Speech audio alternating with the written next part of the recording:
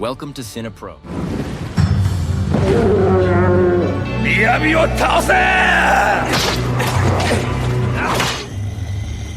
We bring your favorite movies back to life with quick recaps, hidden details, and everything you missed. The story begins with Kato, whose ship is attacked by a mysterious and terrifying sea monster, causing the ship to sink. Kato wakes up to find himself on the shores of an unknown island. He starts wandering around the island looking for someone to help him until he reaches a small, organized, and clean village. But what's strange is that it's eerily quiet, giving the feeling that it's devoid of life, until he reaches a building with the word bar written on it. He enters to quench his thirst, but is horrified by a shocking scene of a person whose lower half is severed and whose blood is being drained into a beer box. The man tries to help but realizes he's on his last breath. During this, Kato hears sounds coming from the room next to them. When he approaches, he finds 4 bloodthirsty vampires feeding on the legs of the unfortunate man outside. Kato immediately stumbles and runs out of the building screaming. His screams intensify the panic because they awaken the entire village, which also turns out to be full of vampires. Suddenly, he finds himself being chased by the entire village and surrounded. He grabs a stick and tries to defend himself. Their numbers are large, and they are strong, on the verge of devouring him. At this moment, he feels that they are about to consume him, my friend. Fortunately, a masked hero appears and engages in a fight with the vampire villagers. Although he kills many of them, they seem endless. He then takes Kato and runs until they escape deep into the forest. Later, the masked hero reveals his identity by removing his mask. At that moment, Kato is shocked to realize that the masked man is none other than his friend Ken, who disappeared months ago along with their other friends. We learn that Kato was worried about his long absence and traveled to search for them in case they needed help and to rescue them. But after what happened to him, he deeply regrets the decision. Ken explains that the island is ruled by vampires led by a vampire named Miyabi, and that their other friends are still alive and hiding in a nearby village. At first, Kato doesn't believe him and thinks he's joking, but suddenly, Ken starts experiencing pain and his eyes turn red, revealing that he has also been infected and is now a vampire. While Kato stands frozen in horror, Ken screams at him to run quickly because he doesn't want to harm his friend. Kato, seeing him in this state with red eyes and realizing it's real, runs for his life, leaving his friend behind. The scene then shifts to the remaining friends on the island, who were part of the group that came to the island with Akira to search for his missing brother. They are trapped on the island, and Akira has been training them to defend themselves from vampires and monsters. These training sessions were conducted by their trainer Ayama, who taught Akira how to be strong, face vampires, and eliminate them. At this point, they engage in a fierce battle with a large group of vampires, but Akira and the trainer demonstrate impressive combat skills. One wields a sword, while the other uses a massive tree branch. Suddenly, a gigantic monster appears and attacks Akira. Oh no! Akira doesn't know how to handle it until Ayama intervenes to help his student. Using the tree branch, he lifts Akira, who reaches the monster's head and delivers the fatal blow. At that moment, the leader of the vampires on the island, Miyabi, appears. Yes, my friend, it's him. He laughs menacingly and congratulates Akira on defeating the monster. But Akira's response is a swift attack on Miyabi, who easily blocks his strikes and declares that he could kill Akira effortlessly but doesn't want to. Instead, he wants Akira to join him because he admires his strength and courage. He tells him that if he joins, his powers will double and he'll live a better life. Of course, Akira refuses, prompting Miyabi to summon new monsters, stronger and faster than the first one, to kill Akira. Akira runs, leading them away. Meanwhile, Yuki, Akira's friend, notices that Miyabi is in her bow's range and exposed, so she shoots an arrow toward him. It almost hits him, but he catches it effortlessly, locates her position, and in an instant appears behind her, sinking his teeth into her neck. As he begins to drain her blood, Yuki screams in pain, losing all hope. When Akira sees that his friend and love, Yuki, is in danger, he drops everything and charges at Miyabi, who is holding Yuki with one hand and mocking Akira with the other. The battle heats up, and Akira manages to cut Miyabi's body in half, only to discover that Miyabi possesses the ability of immortality and cannot be killed by conventional means. Once again, Miyabi offers Akira the chance to join him, threatening to turn Yuki into a vampire. He's about to do it when, from afar, someone secretly observing them shoots an arrow at Miyabi, hitting him in the eye. Although Miyabi is immortal, it doesn't mean he doesn't feel pain. He screams in agony. While Miyabi is distracted by the arrow in his eye, Akira seizes the opportunity to escape with Yuki. We then learn that Ken was Yuki's friend before he turned into a vampire. That's why he was watching her most of the time to ensure her safety. The next day, the trainer reveals that the only way to kill vampires is by cutting off their heads, but this doesn't apply to Miyabi. Miyabi. Fortunately, they discover a vaccine that could kill Miyabi, and they begin preparing a plan to storm the building where the vaccine is located. Elsewhere, Miyabi learns about the vaccine and orders his secret fighter to retrieve it before Akira can. We return to Kato, who is still running on the island and eventually reaches a small village. He discovers that Akira's missing brother, Atsushi, is still alive and is the leader of this village. Kato enters one of the barns in the village, where one of the villagers has turned into a vampire. However, the villager refuses to drink blood despite the immense pain he feels. In the end, his appearance changes, turning into a terrifying monster. Atsushi locks the barn and is forced to kill the villager to protect the rest of the innocent villagers. Kato approaches Atsushi and commends his unparalleled bravery for saving the villagers from the terrifying monster. He asks where the monster came from, and Atsushi explains that vampires must continuously drink blood to maintain their human form. Kato is shocked to discover that the entire village, including Atsushi, are vampires. Though they are not dangerous and are peaceful, the situation remains tense. Atsushi then takes Kato. The tunnel is hidden under the island. Kato doesn't know where to go now. At the end of the tunnel, Atsushi leaves him and suddenly disappears. Kato doesn't know where he went. The next day, Agara and his team attack the laboratory where the vaccine is kept. It is heavily guarded by a large number of bloodthirsty vampires. A fierce battle ensues, but as expected, Agara and his team defeat the vampires easily. Agara finally reveals himself to Yuki and protects her before the vampires can kill her. At that moment, a giant monster appears, with eyes all over its body, attacking Agara. Besides its strength, the monster has the advantage of seeing everything around it at the same time due to its many eyes. This makes it hard for Agara to attack or surprise it. The monster is not only highly perceptive, but also incredibly strong, cornering Agara and nearly finishing him off. Suddenly, his brother Atsushi appears, intercepting the attack. Agara is stunned to see his brother still alive, but there's no time to dwell on it. He regains his focus, and the two brothers team up to kill the monster. After a long and exhausting battle, they execute a dual attack and manage to kill the strange creature with one blow. Strangely, after defeating the monster, Atsushi decides to leave again. He tells Agara to stay away from him because he has now become a vampire. He warns Agara not to trust any vampires, even if they are family, as vampires are humanity's greatest enemies. In the next scene, Agara gathers his friends again and heads through the tunnel leading to the laboratory. Along the way, they encounter a new group of vampires who attack them ferociously. Fortunately, these vampires are slow and seem to have recently transformed or are not well fed, so Agara and his companions defeat them easily. They continue through the tunnel, walking a long distance until they finally reach the laboratory. There, they find another group of vampires waiting for them. The heroes, as usual, are unfazed and attack with courage, managing to kill them all. However, one of them, called Shishin, gets injured, but luckily Agara saves him before he loses too much blood. After this intense battle, they spend a long time searching for the vaccine and almost lose hope. In the end, Agara finds the vaccine that will save Miyabi. At that moment, Atsushi appears again, but this time as an enemy. He threatens to kill Agara if he doesn't hand over the vaccine. It turns out that Atsushi has sided with Miyabi and works for him. Atsushi's threats are serious, and he violently attacks to the point of killing one of Agara's friends who tries to intervene. The situation is heartbreaking, and before dying, the girl urges Agara to save the island and destroy the vampires. Atsushi is unmoved and takes the vaccine before leaving. The group prepares to leave, but hears strange noises in the next room. When they enter, they find their friend Kato, the last person they expected to see, as they had left him in their distant city. Kato explains that when they took too long to return, he got worried and decided to embark on a crazy journey to find them. He regrets his decision and fears they might have turned into vampires like Atsushi. They assure him they are still human and haven't transformed. Just as they regroup, they are interrupted by the appearance of a giant monster with a snake-like body and a human face. The monster won't attack unless it sees them clearly, so they hide and quietly make their way up a staircase. However, the monster hears a noise and spots Kato through a reflection. It becomes furious and attacks them. The intense attack causes panic, and they rush up the stairs. At the last moment, they reach the roof of the building, enter through another door, and continue moving to escape the seemingly endless place. They find themselves in a passage of an abandoned coal mine. There's a small cart used for transporting coal. They think using it might get them out faster, but unfortunately, it's old and rusty, making it difficult to move. To make matters worse, the monster finds a new path and catches up to them. Agara manages to get the cart moving, and everyone climbs aboard. The monster increases its speed, chasing them relentlessly. It throws handmade objects at them, which, while not lethal, slow them down. The monster takes a shortcut to trap them, and when they look back, they think they've escaped. However, they are mistaken, as the monster suddenly appears ahead of them, charging at full speed. With no way to escape, they are headed straight for the monster's mouth. Luckily, the rail tracks ahead are broken and elevated. Due to their speed, they leap over the monster, landing back on the tracks. The monster doesn't give up and continues the chase. Eventually, they encounter a locked door blocking their path. With no other choice, they break through the door at full speed, only to find the end of the tunnel. They fall from a great height into a lake, and the monster cannot follow them. At this moment, Agara realizes that Atsushi has fully joined the evil side and is no longer the brother he once knew. He must confront him to retrieve the vaccine and stop Miyabi. In the next scene, Kato leads Agara to Atsushi's village. Agara wants to attack and kill all the villagers because they are vampires, but Kato pleads with him, explaining that these vampires are not evil. They live peacefully and don't harm anyone. Agara hesitates and calls out to his brother. Atsushi finally appears, and a fierce battle ensues. Despite being brothers, the fight is brutal. Atsushi is much stronger than Agara, but Agara's determination gives him the upper hand. During the fight, Atsushi signals the other vampires in the village to come to his aid. At this moment, Atsushi retreats and hides in an ancient tomb. Agara follows him, and the battle intensifies further. He manages to count Akara and begins to touch his blood until he weakens and was about to lose consciousness. At the last moment, Akara thrusts his sword into his brother's eye, forcing him to move away. He easily pulls out the arrow as if nothing had happened. The fight heats up again, and they exchange punches and blows until Akara corners him, and the blows become intense and painful due to Akara's powerful punches filled with rage. A stone pillar cracks and was about to fall on him, something he didn't expect. Atsushi saves him, sacrificing his own life. The stone crushed Atsushi's lower half, leaving him beyond saving. Akara declares that he had to collaborate with Miyabi reluctantly to protect his village. Finally, Atsushi asks Akara to cut off his head to end his suffering and find eternal peace. At that moment, the villagers, Atsushi's followers, arrive with his wife, who is pregnant with his child. Initially, Akara refuses to kill his brother because he couldn't bring himself to do it. But after persistent pleas from Atsushi, his wife, and the villagers, he is forced to agree, realizing there is no way to bring his brother back. He raises his sword and, in a moment, ends his brother's life with his own hands, closing his story. Afterward, they recover the vaccine, take it, and leave. As for Atsushi's wife and the rest of the villagers, they realize they cannot contribute anything good to humanity, and that only evil comes from them. They decide on collective suicide, blowing up the cave and ending their story as well. Meanwhile, Miyabi anticipates an attack on him, so he decides to strike first. He orders his 3 daughters to attack Akara's village. These 3 daughters, by the way, are humans, not vampires. Miyabi uses them to drink their fresh blood. Shortly after, the 3 daughters arrive at the village, each accompanied by an army of vampires. They begin to slaughter everyone there, resulting in a gruesome massacre. Finally, Akara's friends are surrounded by a massive number of vampires. Additionally, Miyabi's daughters summon huge, terrifying monsters, including the one that appeared to Akara in the tunnel. Returning to the family tomb, Akara retrieves the vaccine that will enable him to defeat Miyabi. Suddenly, Miyabi appears, congratulating Akara on killing his brother, offering him for the 2nd time to join him. This time, he tempts him even more, offering immortality and the position of his right-hand man. However, Akara resists these temptations, promising Miyabi a gruesome end. He vows to eliminate all the vampires on the island and save humanity. This marks the beginning of the final battle between the strongest human on the island and the leader of the vampires, who possesses extraordinary powers. Unfortunately, we don't find out who triumphs, as the movie ends there. And with that, the episode ends here. Don't forget to give a like and share why. Don't forget to check out the channel and watch everything you've missed, because everything you'll see is beyond amazing. Be ready, activate the notification bell, and wait for the new content. That's all.